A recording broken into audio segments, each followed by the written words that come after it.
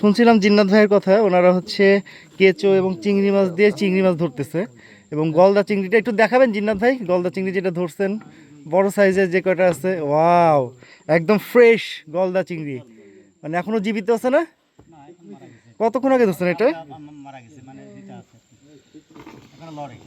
এই কিসে বাঁধলো?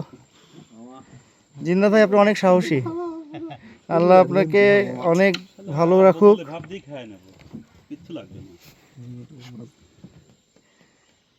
ওয়াও মাশাআল্লাহ, আল্লাহ তাআলার কুদরত। আপনারা পাস করছেন কোথা থেকে?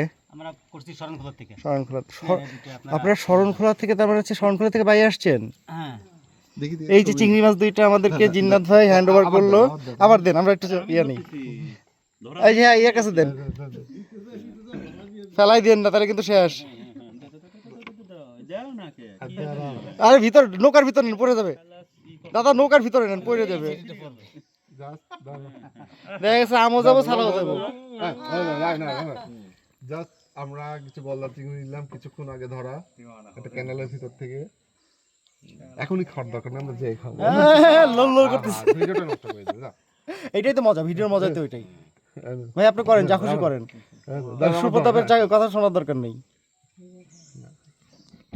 দারুন, রানা ভাইয়ের হাতে একদম ফ্রেশ গলদা চিংড়ি, অসাধারণ।